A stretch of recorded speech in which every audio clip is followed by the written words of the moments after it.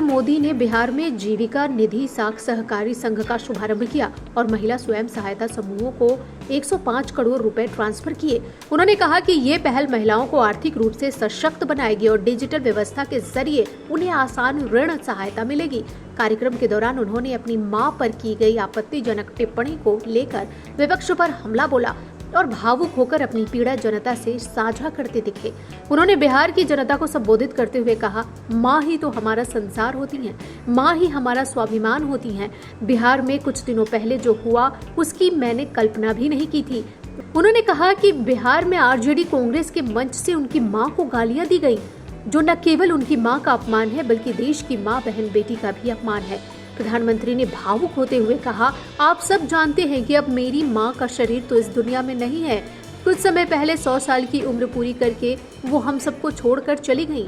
मेरी उस माँ को, जिनका राजनीति से कोई लेना देना नहीं है, जिनका शरीर भी अब इस दुनिया में नहीं है, मेरी उस माँ को आरजेडी कांग्रेस के मंच से भद्दी गालियां दी गई।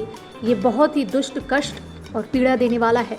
उस माँ का क्या गुनाह है कि उन्हें भद्दी गालियां सुना दी गईं। माँ को गाली देने वालों से कहना चाहता हूं, मोदी तो तुम्हें एक बार माफ कर भी देगा, लेकिन भारत की धरती ने माँ का अपमान कभी बर्दाश्त नहीं किया है।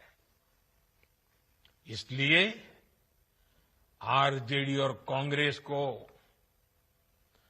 7 बहिनी से माफी मांगनी चाहिए, छठी मैया से माफी मांगनी चाहिए। साथियों, मैं बिहार के लोगों से भी कहूंगा,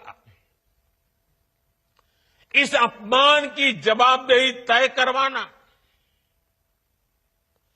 बिहार के हर बेटे की भी जिम्मेदारी है। आरजेडी कांग्रेस के नेता जहां भी जाएं, जिस गली, जिस शहर में जाएं,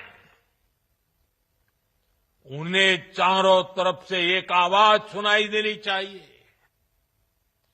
हर मां बहन को मैदान में उतर करके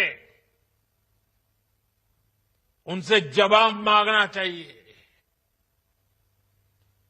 हर गली मोहल्ले में से एक ही आवाज आनी चाहिए, मां को गाली नहीं सहेंगे, नहीं सहेंगे।